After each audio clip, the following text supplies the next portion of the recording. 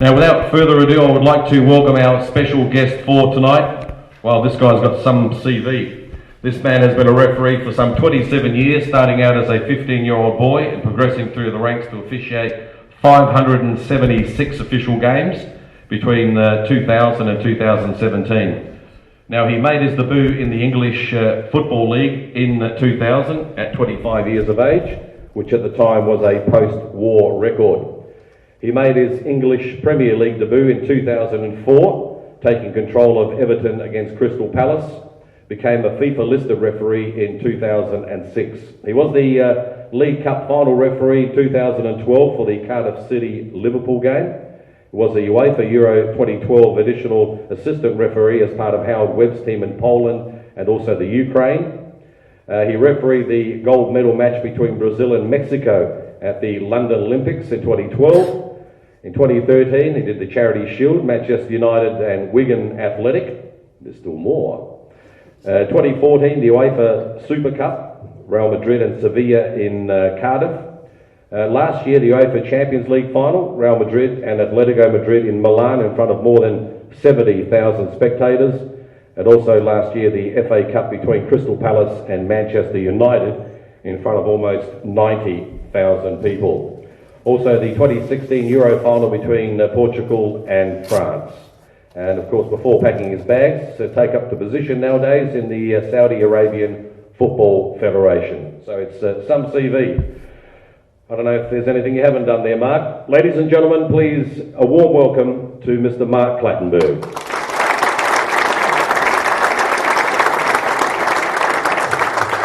Now, tonight's Q&A will feature some of the, is that the first time a referee's ever had a round of applause? Sure. Have to be. Normally it's Tonight's Q&A will feature some of the questions from the audience who have sent through over the past few weeks. After this, we'll open up the mic to you guys for a bit of interactive Q&A, and then we're going to draw the winner of tonight's raffle, so I all hope you have your tickets. Mark, firstly, welcome to Adelaide. How long have you been here, by the way? Just a few hours. I left Melbourne this morning, recovering from the Carlton draft, which is a bit of a nightmare.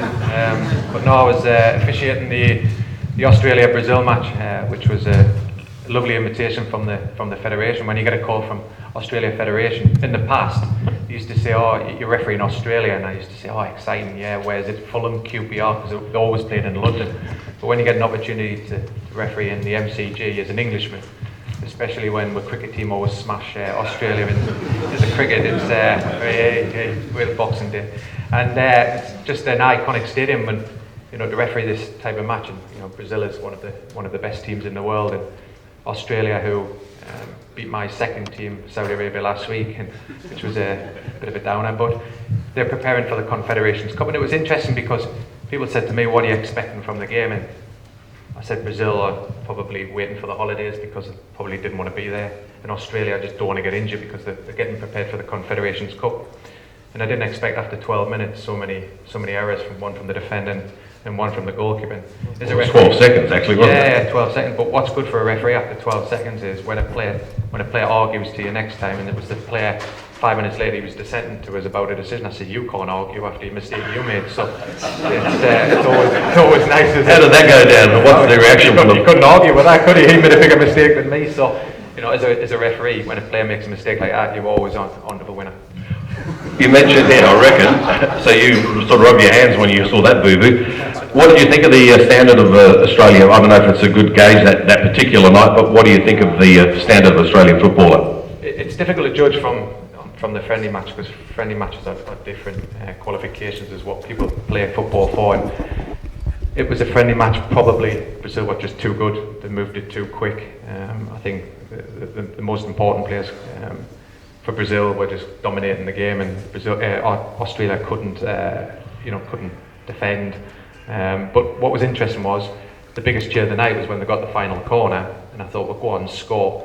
And then straight up the other end, Brazil scored, and I thought, this wasn't part of the script, but it would have been nice for Australia to score and just give people a bit of a cheer before they go off to the Confederations Cup. Well, you would have been around in 2006. Of course, Australia in Germany had a terrific tournament.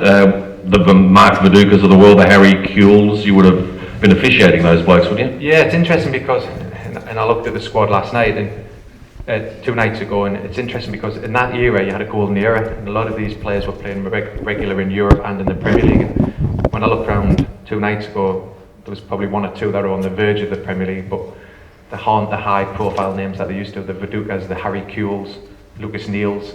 These guys aren't around anymore. And you've got a younger generation, and hopefully they'll gel together and do us proud, and hopefully qualify for the World Cup behind Saudi Arabia. How, well, I don't know about that. How are the Australian players looked at overseas, like in England? What do you think of the Aussie footballer? Yeah, they're good, they're young, they're keen and they're good, but they've got to develop. And the thing is, most players want to play in Europe now because that's where the money is, except Saudi, of course. But but they want to play in Europe, and they want to play in the best leagues in the world, and that's where you want to challenge. And when I was refereeing in the Premier League, we were fortunate that we had the best players in the world, or so-called the best players in the world, and it was a privilege to referee. And when you're refereeing grassroots games and you give a simple free kick, in the Premier League you can't give a free kick because they just want to play, and you can play a lot more advantages, and that's why refereeing becomes a difference when you're going through the levels that you do. All right, what I'm going to do now is I've got some of the questions which we have from a lot of the people here tonight, and then we'll interact as well. The first one here is when and why did you decide to start refereeing? It's a good question because I wanted to be a footballer. For sure I wanted to be a footballer. I think everybody in this room who referees loves football, because you wouldn't do it otherwise. And I wanted to play, and I went for trials at Millwall, and I was murdered by one of the wingers, and I thought, I ain't going to make this, I'm not going to make it. And it was my school teacher, and he said to us one day, he said, Mark, he said, I don't think you're going to make it as a footballer, I think you should try refereeing. I said, thank you, sir, you know, that's nice of you. But it was the best advice. I have to say it's the best advice he's ever given us. And I started it was say 15, but I did my first game at 16 in the youth leagues. And people ask us the question, what's it like to referee in the Premier League? But the hardest was refereeing youth football. And it wasn't for the children, but it was the parents. And you're all smiling because I think they can relate to all of this. I think everybody has the same problem, and the many times I used to be abused when I made a decision, and I used to think I'm going to pack my whistle up and pack in, really. And there was one day I was that scared, finishing a match. I didn't even wait for my match fee, I just drove into my car and straight off. And that's not a good environment. But every time that happened, or I was being abused on grassroots, I thought to myself, guess what? I want to do my next game. It was like riding a bike. I want to get back on it again and do it again. And I don't know why. It's like a drug. It's something that you just want to do because you enjoy doing it. And I'm pleased I didn't, pack in, because it's given us some wonderful opportunities in life. And I've been through some roller coasters in my career, that's for sure. But I've had some massive highs, and yeah, I've had some lows, but to be in some fantastic stadiums, and even just 2 nights ago to walk in front of Australia, Brazil is just, you nip yourself at times to think, God, I'm refereeing this game, and being in front in the MCG, it's just an honour and a privilege to do it. And was it an honour because you're a big cricket fan as well, that you love cricket so much? I love cricket, and it's nice to see that roles have reversed over the years, that England now dominate world cricket and Australia struggling. Okay, we'll move on now. Getting back to the parents giving you shit on the sideline, how do you handle that? Difficult, really is difficult, because the parents are just reliving their children's dreams. That's what it's all about. They're shouting and screaming because little Jimmy, they wanted to be, they want Jimmy to be what they're like, and this is the problem. And I remember one day I went across and I just dropped my whistle in front of one parent. He was so abusive, and I started walking off. And what was nice was all the parents ganged up on him because they could see what he was doing, and it wasn't right. And that probably helped us change. And it was finding different techniques which could work to try and stop the difficult moments. And I've had difficult moments all the way through my career, but there's times where you need to step in and be strong, because without doing that, people will just carry on doing what they do. And and I know they have the same problem in England, they have the same problem in all parts of the world. It's a difficult thing to get through that initial period, but I have to say, guys, when you get through that initial period, the rewards are so good. So by and large, you just ignore the people telling you're a dickhead from the sidelines, just ignore all that? Yeah, but it's not just the word dickhead, is it? It's other things. Well, we've got ladies present, that's why I kept it clean. Next question. Now, when you started refereeing at a higher level, what was your biggest weaknesses and how did you improve on your weaknesses? I think my biggest weakness was when I made a mistake, I used to fret it. I used to think, damn, I've got that wrong. And I used to think, and it used to be playing on my head, and then I would miss something else, and then I'd miss something else because I was too busy thinking about the decision I'd got wrong. And that was something I've been able to deal with the longer I started to referee, that once I made a mistake, or I thought I'd made a mistake, I used to readjust and think I don't want to make two wrongs, because making two wrongs is even worse. So I tried to readjust myself and try and not make the same mistake or a mistake. And I always watch my games back. I always, after I refereed a match, I'd always analyse it the next day. I'm lucky enough, most of my games were on TV, I could get the video, so I would watch the game back and analyse what I'd done wrong, because there's only one match in my career that I feel that I did myself justice. Every other match, I knew I could have refereed better, and that's something that, as a referee, I've always wanted to do and try and improve match on match. And if I can do that, that's what try to make it as best I can. So when you watch the match back and you see a few mistakes that you've made, I thought, only a few. Yeah. Only a few. What do you do? You think, oh, well, that's bad luck, that's the way it is, we make mistakes. No, I've never think that. Yeah, referees. Well, you never made mistakes? No, referees always make mistakes, and you've got to be honest, we all make mistakes, we're human beings. Players make mistakes, coaches make mistakes, everybody in life makes mistakes. And as referees, what I try and do is not do the same mistake twice. You know, football is a difficult game because you get one chance, you get one angle, it could be the wrong position. And this is life, and you try and call it the best you can. But you regret many things in a game. But one thing I always try and do in a game of football is look for balance. I always try and think. For example, I remember refereeing a Champions League match, and I came off the Champions League match. It was Bayern Munich had won 3-0 against, I think it was some French team, Monaco, or maybe Monaco. And the coach was going crazy from Monaco. The game was clean, it was 3-0. And the coach said to his mark, he said, "You've cautioned 4 of my players and none of theirs. It's unfair." So when I thought about it, when I walked off, I thought all 4 cautions were fair. But when you thought about their thought process, they think you've been underhand by caution for their players and none of theirs. And that used to make me think a lot more, and that's how I was probably successful in my last few years of my career, because I thought about balance more. I thought about if I had 3 yellow cards for one team, my next yellow, unless it was so blatant, my next yellow's got to be to the other team, just to get that little bit of balance, because if it goes 4-0, 5-0, people start to complain. So that was something that I learned as I went along. And if I go back to the Champions League final, which was probably one of the most successful matches I ever had, and I'll talk through about it because it was probably one of the most special games I've ever refereed. It was interesting because people say to you, you know, what's it like to referee such a final in Milan, which 80,000 people. That wasn't the problem, the 80,000, it was the billion people watching it back home. And I'm thinking to myself, in the tunnel, I'm absolutely shaking. I'm thinking to myself, I'm going to make a mistake, and I readjusted myself, and I'm thinking, I'm going to let my family down.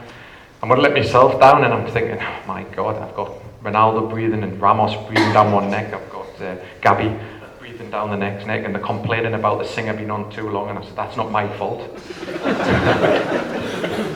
But I have to say, the most nerve-wracking thing, the first nerve-wracking thing in the Champions League final, what do you think it is? Anybody?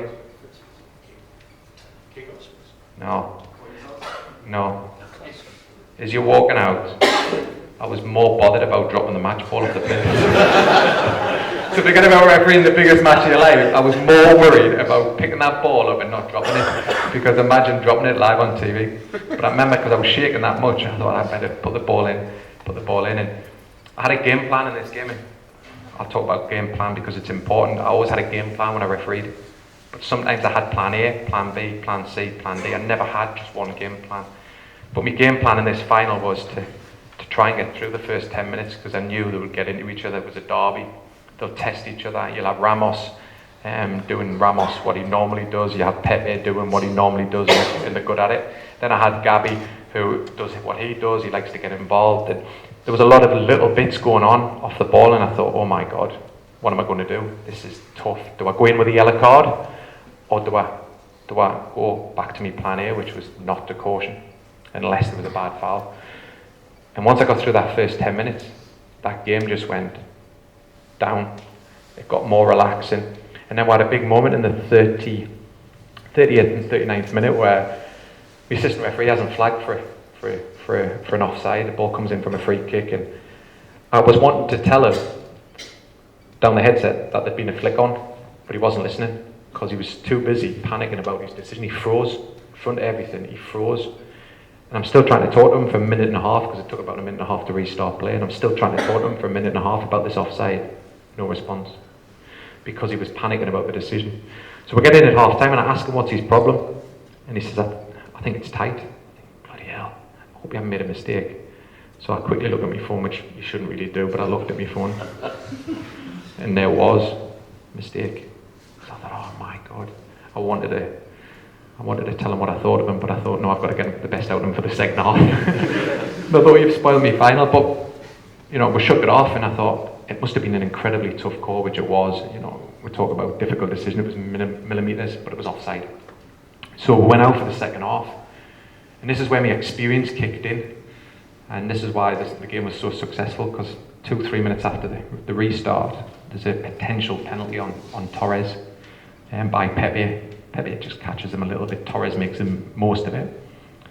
But I knew it was like a 70-30, 60-40 penalty shout, and I thought, hold on, Atletico had been wronged in the first half. I didn't want to wrong them again. So it was easier to give the penalty to balance the game up. So Real Madrid have had an incorrect goal. At least the penalty is justifiable, even though people can say it's soft. So I whistled the penalty, and Pepe comes running at us. And he goes, Mark, that's never a penalty. And I says, always your first goal. And that just finished him. He didn't know what to say after this. So he went away, they missed the penalty, and I thought, oh my God, this is perfect, this. Real Madrid are still winning 1-0. I've given Atletico the chance to equalise. I thought, I've won the lottery. So I had the biggest smile on the face for the next 20-25 minutes, and then Atletico equalised. And it went to extra time, and you know, I couldn't remember much of extra time because I was exhausted, but I got through extra time without much problems.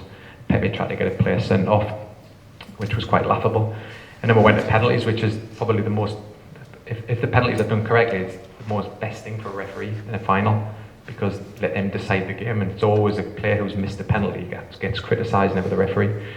But why it was probably the most enjoyable game for me was, it was probably the first time in a final where, when I went up to get my medal, both sets of supporters clapped, and I've never had that feeling before, because the week before it, at Wembley, Man United, Crystal Palace, I was booed up both fans. So it was nice. It was nice to get that. It was nice to get the round of applause. But that was something that I learned in life, that if you get the balance correct, I had no criticism, and to come out of a Champions League final without any criticism probably was one of the most satisfying things in my life. Job satisfaction. Might mix it up a little bit now. Might ask someone for a question from the floor. Is anyone out there would like to ask a question to Mark here? Anybody? Break the ice. Come on. Ask us anything honest. Yep. Anything. Whether he's ever cheated. This is probably not very deep, but while we're on the subject of that final, was that moment with Pepe, was that the moment where you flicked your tongue around? Yeah, I don't know. What was interesting was when I came off the match, Twitter was going absolutely crazy. I think it was trending on Twitter, and then my friend sent us the video, and I think, what am I doing? I know what people think I was doing, but I wasn't sure what I was doing, and my mindset was probably different. I don't know if I was calling it the word that I shouldn't use that begins with P, but it was just a laughable event, and you know, that style of refereeing can be appreciated. And I think looking back at this Champions League final where Felix Brych had an opportunity with Ramos, and this is something for the younger referees, when you get a bit of experience and players trust you. As a referee, you could have picked Ramos up, tapped him behind the back of the head and said, get on your bike, son. Because the game was finished. The game was finished. Technically, you could say it's a red card. I ain't got a problem with that. But the game was finished, and you're looking for a little bit of balance. Juventus wouldn't have complained. Real Madrid wouldn't have complained because they're lifting the trophy. So when the game's dead, don't look for problems. And Ramos can be accused of, and you know, and this is something, you know, we talk about preparation. I'll talk about preparation in a minute, but if you prepare properly for a match, you know Ramos, you know Pepe, you know certain players. So you make sure that you're prepared for them, and you know Ramos is going to fake, because he does it all the time. He tries and gets players sent off all the time. So when you were presented with something, try and find a better solution. And I just felt you could have managed it very similar to what Pepe did, because what Pepe did was laughable. And he tried to get a player sent off, because that's what they do. They want to win the football match, and that's the end result. But as a referee, you've got to be a bit smart. And if you're smart, you'll get a bit of respect back. But if I go on about preparation, I'll talk about preparation. This is what made me probably the most successful in 2016 was, it was in 2015 where my career changed, and you'll not know it changed, but I certainly knew it had changed. And why I became successful was down to this. I was appointed to a second leg, and it was Bayern Munich against Barcelona in the Champions League second leg. And my observer was Pierluigi Collina. Anybody that doesn't know him, he's the bald Italian with huge eyes and scary. Even though he's my boss, I'm still scared of him. And I knew I was appointed to the second leg before the first leg, which is quite handy, I think, because we don't normally find out 2 days before, but you get your flights. My flights were in Munich, so I knew I was refereeing Bayern Munich for Barcelona. That's how you know. So I was prepared. I watched the game. I videoed it. I watched it 6 times. I analysed the performance. I analysed the teams. I analysed corner kicks, in swing and out swing, and how they set up in corners, how they set up at attacking free kicks, what they try and do, counter-attacking. So I was trying to get myself the best possible scenario and be best prepared for the match. And that's what I started to do. I started to think a little bit deeper as a referee. I didn't just turn up on a match and think, I'll take this for chances, I'll take it for granted. And Pierluigi, over the lunch just before the game, he opened his laptop and he said, Mark, I want to show you something. I said, yeah, no problems. He said, have you seen the game? And I said, yeah, of course I've seen the game. I've seen it 6 times. He says, have you? I said, yeah. Have you seen this? And he showed us, and I just went, oh my God. And basically what it was it happened 6 times in the first leg. And what it was Thiago from Bayern Munich is the smallest player. Bayern Munich are a big side, but they're using the smallest player. And what he was doing was standing in an offside position, which wasn't an offence then, unless he interfered. So what he was doing was standing in an offside position, and he was waiting for Piqué to come back into that area. So as he was in an offside position, Piqué would come back into the defensive zone, and he would just block his path, which meant Piqué was obstructed.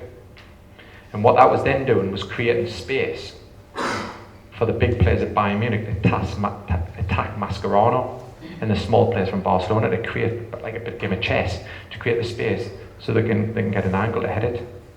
I thought, oh my God, this happened 6 times, and if I get a goal for this, that he's been blocked off, and Bayern Munich score, I've given an incorrect goal. So I took it on board, and he says, solve it the way you need to solve it. And I says, okay, no problems. So at 30 minutes in the game, Bayern are 1-0 up, clean goal. 30 minutes in the game, they've got in a free kick. Thiago goes and stands where I thought he would stand, and he's in an offside position, central. And I said to him, because many players don't speak English, or they don't understand my English, which is difficult because I'm from the north. So what I use is international language, which is sign language. So I'm saying, I'm watching you. And he went, no problem. So I said, be careful. So I said to Piqué, I'm watching. He went, fine. And I could hear the coach from Barcelona screaming down the 4th official, saying, tell the referee, watch. And I could hear the 4th official just say, yeah, behave yourself. So the ball came in, and not even anybody would have bothered about it. But I whistle, free kick, because he blocks Piqué. The player goes, I'm sorry. Piqué goes, oh my God, how did you learn that? And the players just then looked at me in a different world. They went, my God, he's starting to understand our tactics. And when a referee starts to understand football and understand tactics, you win the game. Because not one player questioned anything for the rest of the match. Because they thought I was on a different planet. And all it was because I thought in depth about refereeing and tactics. And that's what made Collina the best referee in the world. And he helped me achieve what I did last year. Because he made me understand that take nothing for granted, because the teams are doing things to try and not deceive the referee, but to gain an advantage. And there was a situation that they were trying to gain an advantage from. Once I stopped it, they didn't do it again. And Barcelona thought to me, hold on, there's no point arguing with this guy anymore because he knows everything. And this made me a better referee. And that's something that will always live with me, people say, well, you know, you've achieved so much in the game, but there's things in your life where you think, that changed me. Good story. Another question? Yep, this lady here. They said you started in the Premier League in 2004, so probably before social media took off. Yeah, for sure. How did everyone and yourself deal with social media coming into the picture? It's one of the hardest things because as a referee, when I got in 2005, I don't even think there was mobile phones. So I could go out and nobody could take like one snap. Is it Snapchat? So everyone's like on this Snapchat now, and I didn't know what a tweet was till recently, because I joined Twitter because I had to join it because of Saudi Arabia, and oh my God, I wish I hadn't, because I just got a barrage of abuse. So that's why referees aren't on Twitter. But we had nothing. There was nothing available then. But what's interesting is just complete transition, and this is what's made refereeing even harder now, because in them days, referees weren't known.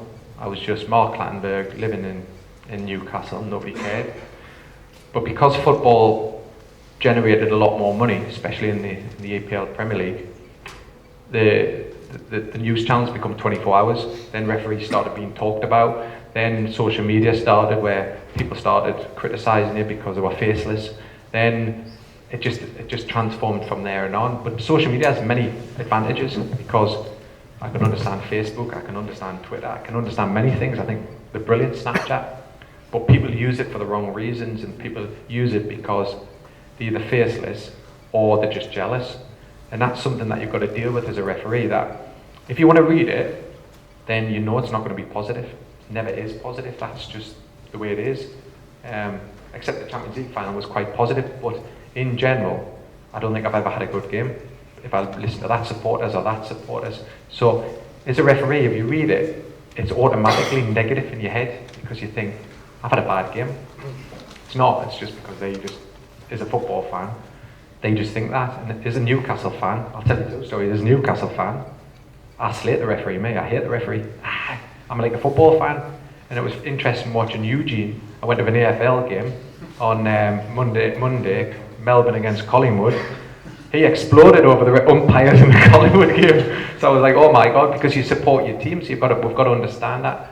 So reading it isn't always a good thing to do. So avoid it. If you want to be a top referee, I'm not saying don't have social media, because this is the way, this is the way it is now, Snapchat. But you've got to accept that if you're on it, you're going to be abused, because that's just the animal, and that's why I wasn't on it, because then it kept my mind clean. My wife was always on it. She was always telling us how rubbish I was. But I just avoided it. Newspapers caused many problems because you're just in the public eye more. But even, I'll tell you a story about my wife and how she knows. And I remember coming off a game at Stoke Man United, and I thought I had a good game. I was satisfied that I got the big decisions correct. Jose Mourinho didn't think so, but I thought I did. And my wife always knew when I rang her, went in the car after I'd left the hotel. So we go back to a hotel, and I remember getting in the car, and I rang her, and she says, oh, how are you done? That was her first words always, how are you done? And she can tell by my voice how I've refereed.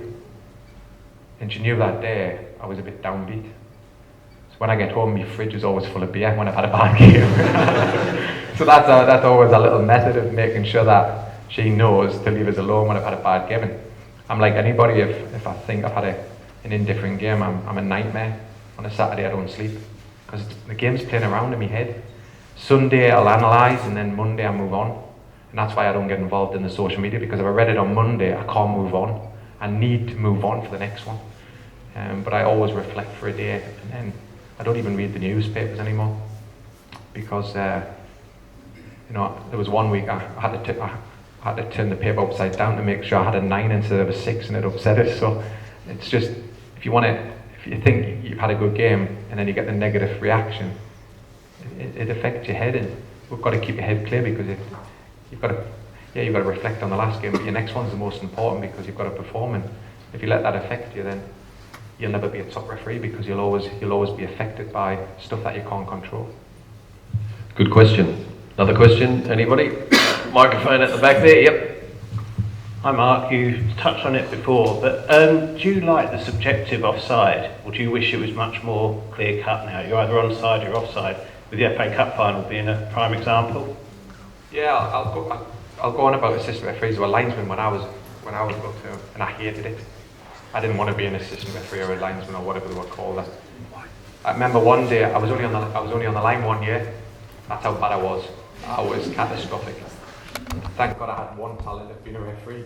Some people will say no, but I remember being at Bramall Lane at Sheffield United, and I was that bad. I remember being, I was near the halfway line, and I was daydreaming about what I was going to do that night. And I was going out on the quayside, and I was going on the drink, and which nightclub I was going into, because I was a young boy, and I was thinking about things I was daydreaming because the ball was in the other half. And I'm thinking, oh my God, yeah, I'll be going then, I'll ring him on my way home and blah, blah, blah. Next thing I know, there's a massive scream behind us, right, for offside.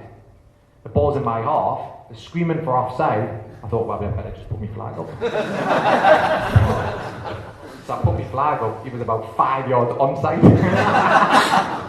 So that learned me that I was never going to be. So I know how difficult it is, it really is a difficult job, too difficult. But it's getting to a point where it's a really difficult decision, because, and the hardest one for assistant referees is the one coming from offside back towards onside, because they don't read that correctly. The easiest one for them guys is from off the one, because they're timing it. The one in the cup final is difficult because he's got an offside player, but he should have waited. The guy was working with me on Tuesday night, the same assistant, so we had the conversation, and you know, he's openly admitted that he wished he'd delayed the flag and then had the conversation afterwards. But with VAR coming forward, and for sure video technology will be in for the 2018 World Cup, and it'll be part of the laws of the game in the future. It won't be subjective, it'll be matter of fact, because like the France-Spain game, which was used for the video technology, we're talking about half a foot, and that half a foot is technically offside, where in the past that was play on, benefit of the doubt. So will we get less goals? Maybe, because there's no such thing as matter of an element of doubt, or you know, God, that's tight. Now with video, because if it leads to a goal, it'll be reviewed, and if he's leaning, then he's offside. So for sure it'll be cleaned up, but it is a tough, and it's some job that I've just to pass my experience on. I hated being an assistant. I feel for guys who are assistants. Another question? Yep. What was it like to referee at Anfield for the first time? Oh my God, I remember. It's different now, it's even better, because they've built a new stand. It's always one of the most special stadiums.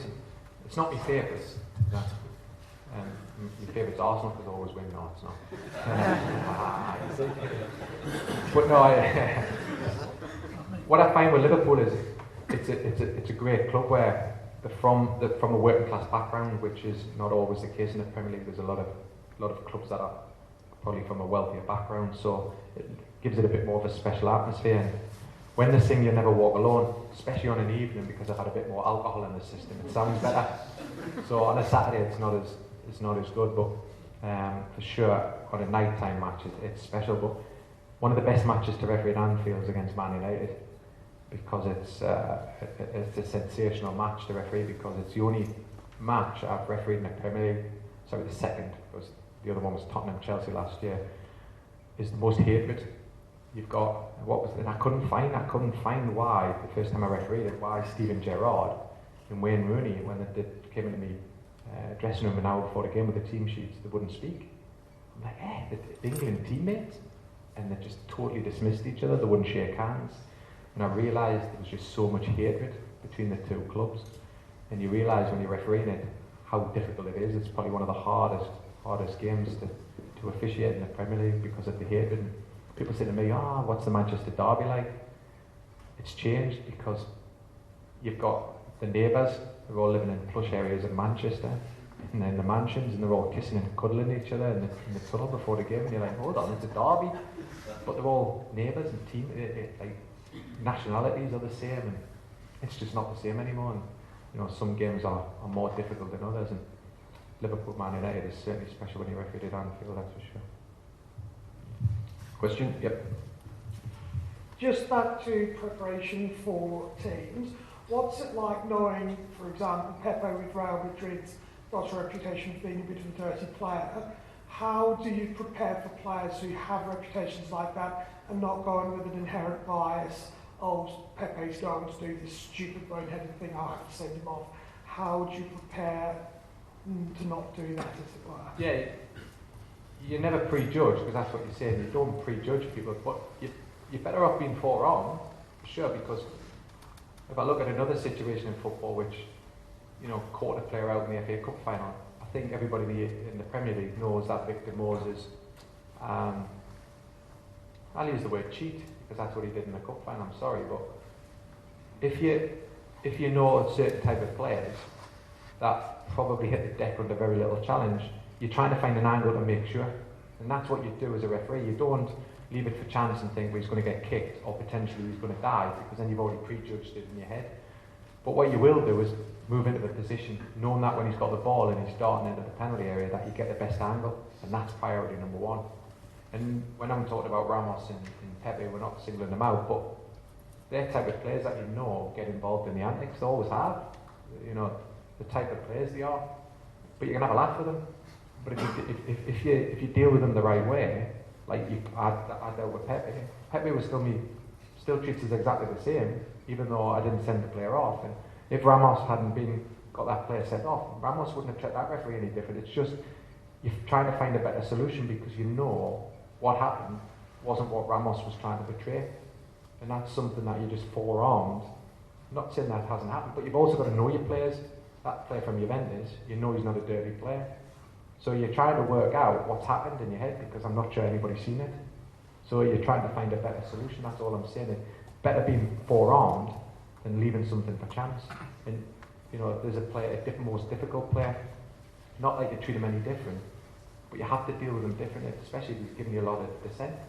Because you know if you caution him, then he's in trouble. But sometimes the best way to shut him up is cautioning him, because then you know his next fouls are going to be the send-off. So, you know, you're not prejudging anybody, but at least you're being strong with them and getting the best out of them. Any other questions? No? Well, let's go to some of these then. What is the one decision you've made on the football field that you wish you could have reversed if it was possible? Probably loads. Probably the biggest one would have been Liverpool-Everton in 2008. I'd just come off, I was young, and I'd come off that was my third derby in a row. And when I was a young referee, I think it was only about 31. No, it would have been 32, something like that. So I was young compared to Graham Pauls, and Graham Pauls he was still refereeing at the time. So I'd refereed the Manchester derby at Man City, which was always a harder derby. Strange, some derbies are harder than others. City against United is harder, and the same with Everton and Liverpool is harder. And I did Tottenham Arsenal, which is the hardest one. Arsenal Tottenham's not as hard.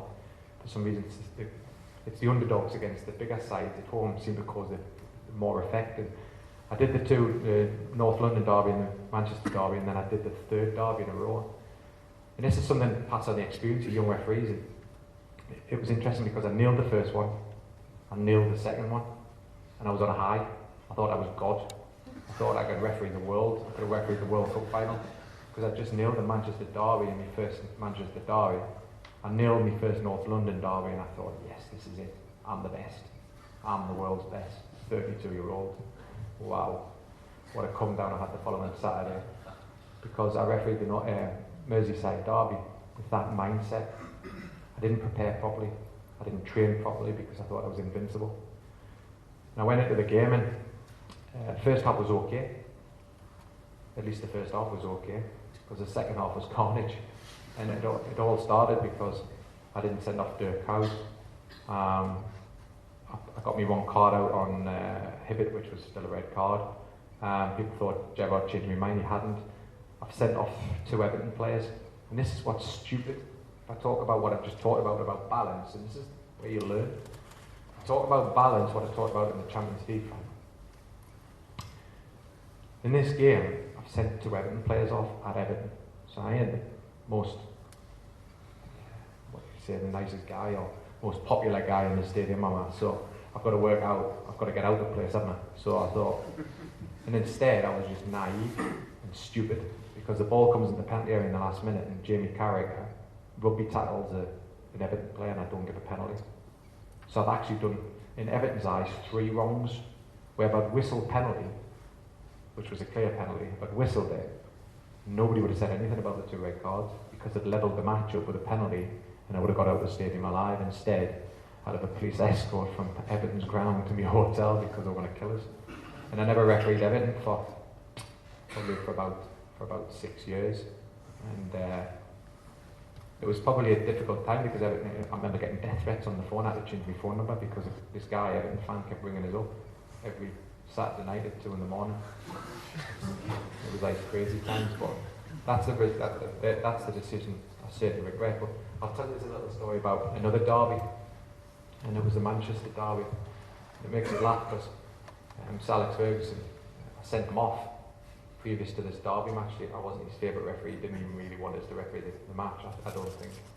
But I sent him off at Bolton for foul and abusive language. My God, he gave us it. My God, he gave us it. So I went to do the derby, and it was Man City, and it was the Balotelli derby, if anybody can remember it. It's where he wore that t-shirt, why always me? He always, why always me? Because he'd set fire to his apartment the night before. And he was a crazy individual, just talking about, divulging about Mario Balotelli. He's probably the thickest footballer I've ever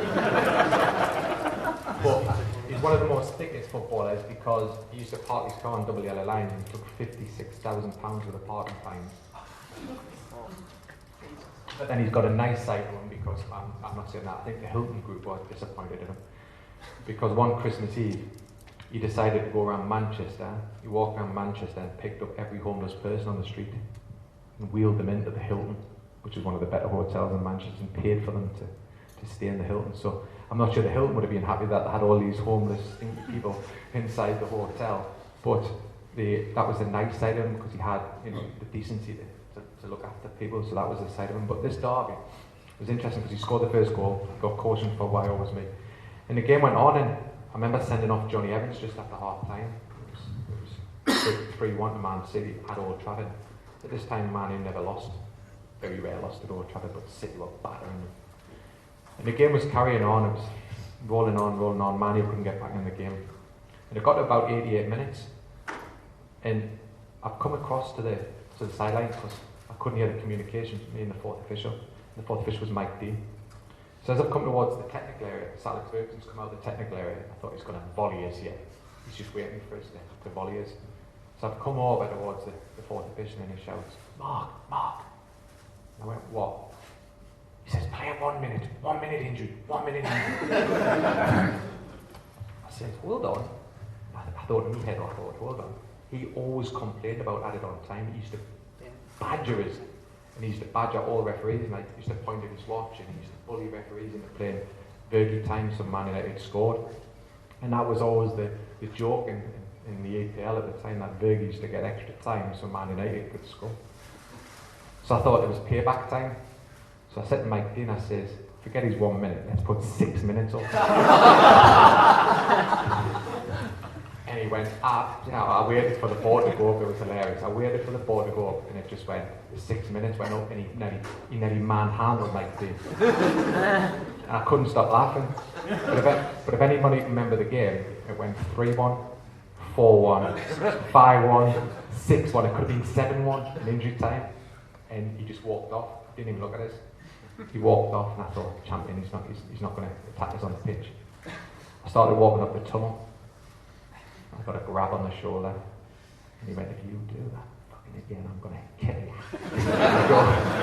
That was like the payback of all the years that I got crazy back. Another question here. Do you have a pre-game routine that you follow before every game? I've got one after the game, drinking lots of beer. Surely before, yeah, of course. I prepare. People asked me this last night in Melbourne. How you preparing? You've got to give in. Certainly on the Saturday, I'll always do a recovery on a Sunday. Monday is normally a light session. Tuesday, if I haven't got a game, especially in the Champions League, if I'm travelling Monday, then it's travel day, game Tuesday, back Wednesday, you're just in survival mode. because all my work's done in the summer. I work hard in the summer, ready for the start of the season, so I'm not playing catch up, I'm always just topping up. But if I haven't got a game in Europe, or I didn't have a game in Europe, I would have probably done an HI session on Tuesday, bit of weights Wednesday, probably a day off Thursday, bit of golf. Friday, a bit of a speed session, and then game Saturday. But I always prepared also, not just from a physical point of view, I always prepared, like I told you about, how I prepared for that Bayern Munich game. I watch a lot of tactics, and I look at a lot of videos, and try and find that I'm not being underprepared, ready for the next match. And that side of it, the fitness side of it's easy, but the mental side of the game is the toughest, because that's what you get your rewards out of. Because if you can find a player's tactics and solve them, like I've just explained, then you can get some successes in the game, and that's how I normally prepare.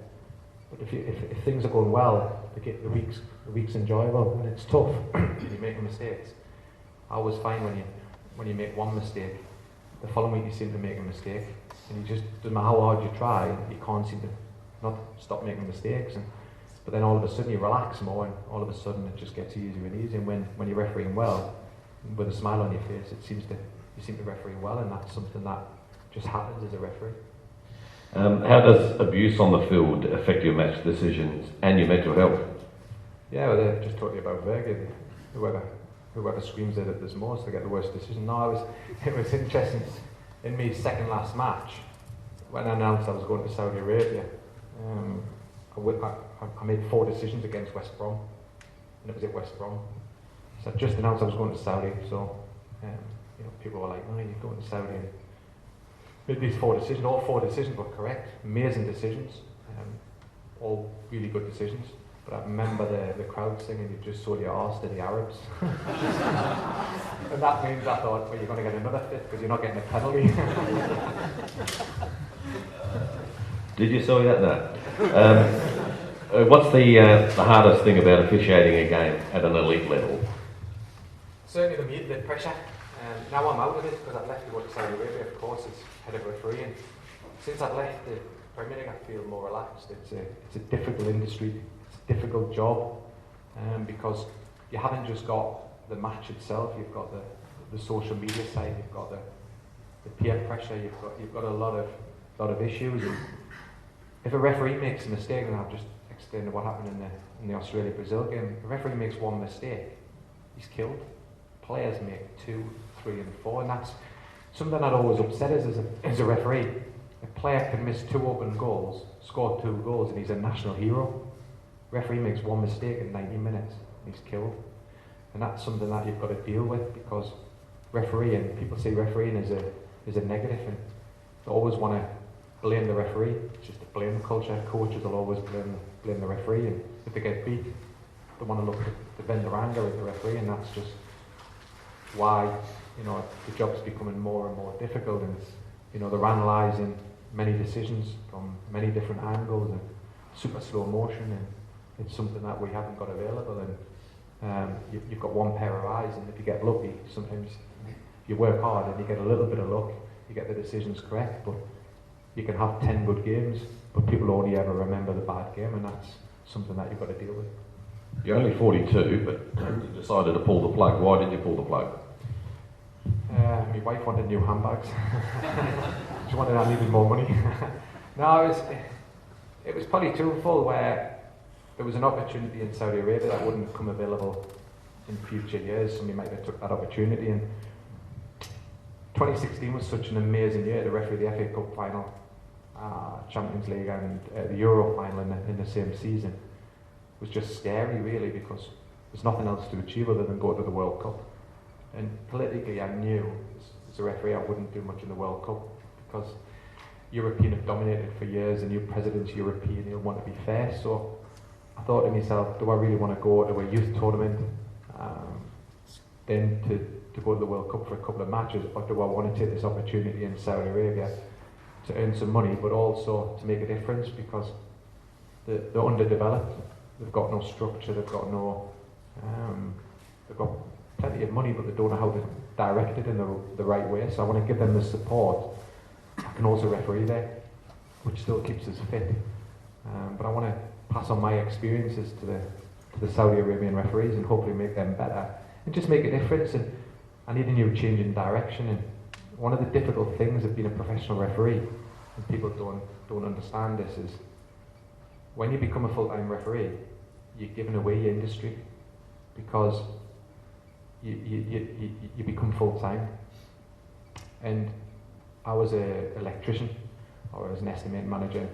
The longer I become a professional referee, I couldn't go back to my industry. I was then isolated from society in a way, because I would have to retrain in something. And that's when the pressure starts building in your life, because everybody has mortgages. And if refereeing fails, I'm in a predicament. What do? I can't go back to my industry because I've been out of it too long. I would have to retrain in something, or be a coach in refereeing, which is limited. Do I want to stay in refereeing? I don't know. So you're in this predicament of, in a crossroads where you've got to make that decision. Mine was easy because I achieved what I needed to achieve to earn this job in Saudi Arabia.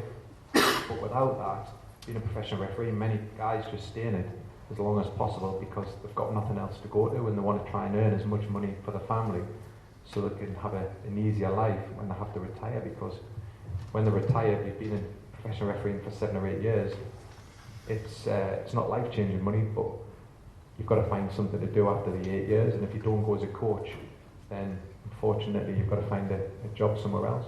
Is it lucrative being a professional ref? What's the average wage for a referee in England? Yeah, probably the average was about 150 English.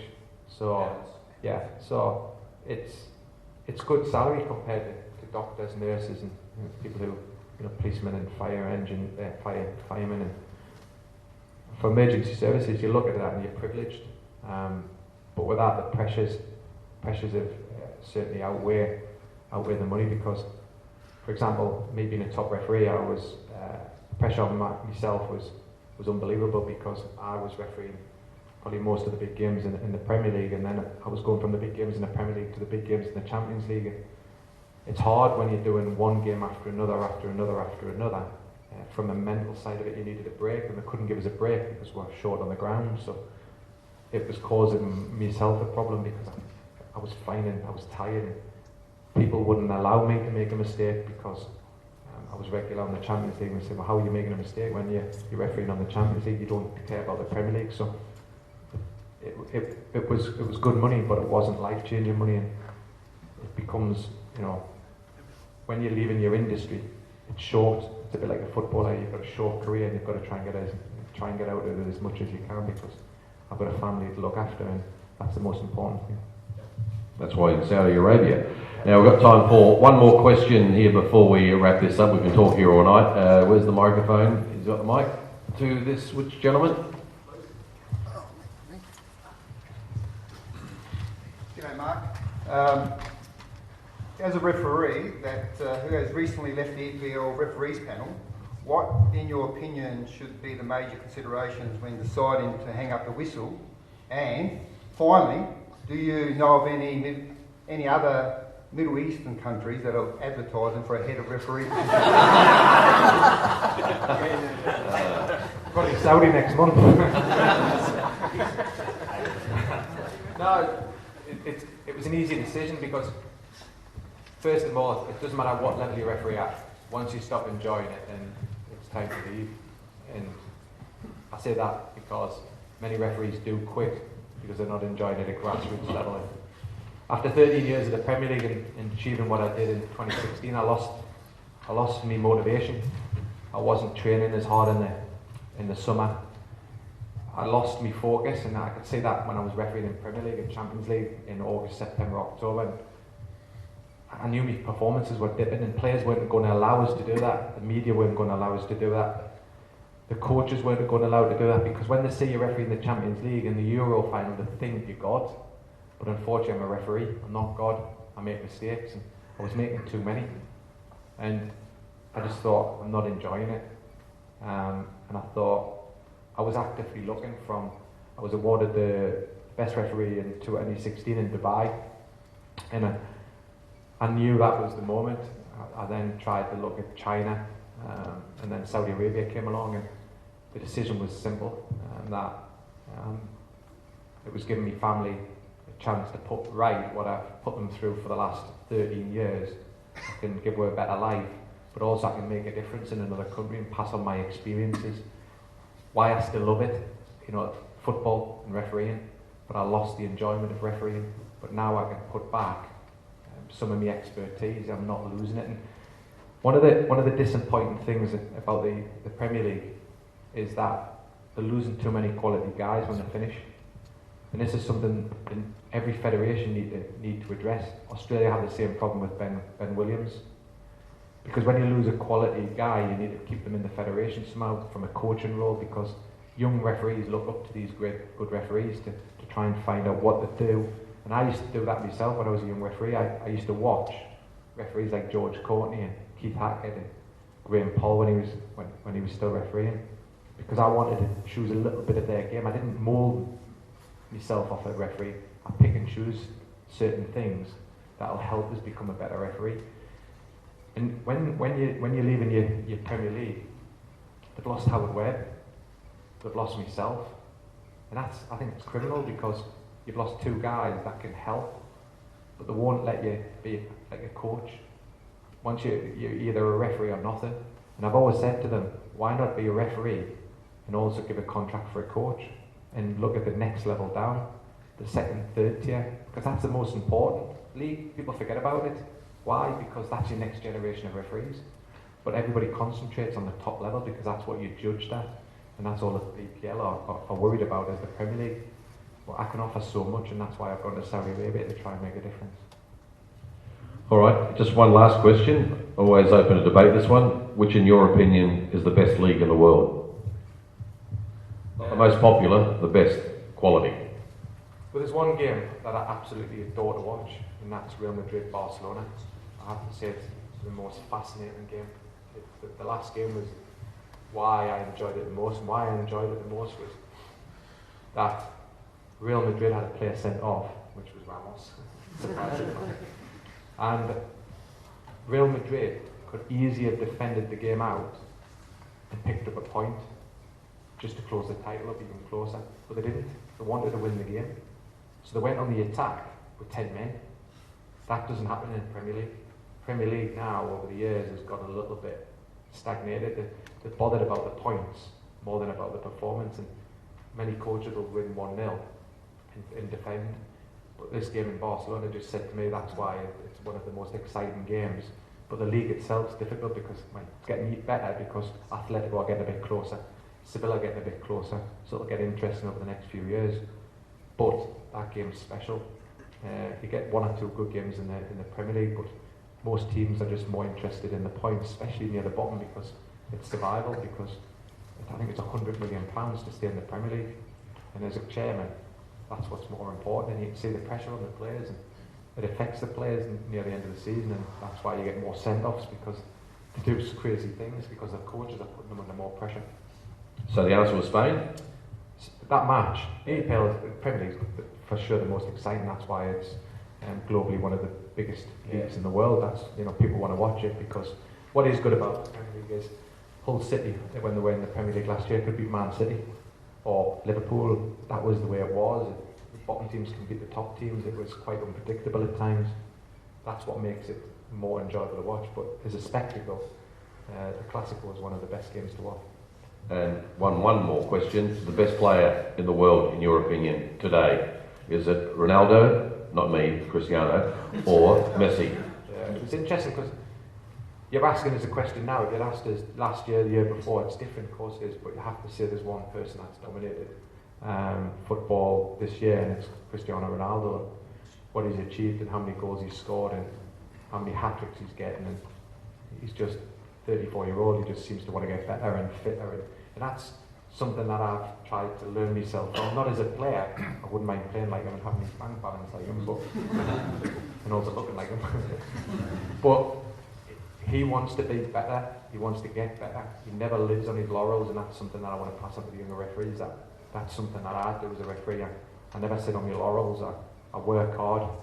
I think every game is my cup final, and I always think I'm going to try my best on this match, not think about the next match or the next match after that. You just think that this is your match, and you know, this is where Cristiano is better than anybody else because he works hard, more hard than anybody else. And I remember speaking to a guy in Real Madrid about him, and I says, what's he like? And he said, Mark, he's a nightmare. I said, why? Because he said, the minute he gets off a flight on a Champions League game, he goes straight to the training ground, and he has an ice bath, and he's massaging, and he's the only player that does that. He says, because he cares that much about his body to be ready for the next match, and that's him, and that he wants to be best prepared. Even when he's injured, he wants to come back as quick as possible. Terrific. Well, we could talk here all night, but you've got to go somewhere tomorrow, so at this point we'll conclude our Q&A. Ladies and gentlemen, can you please put your hands together for Mark Clattenburg?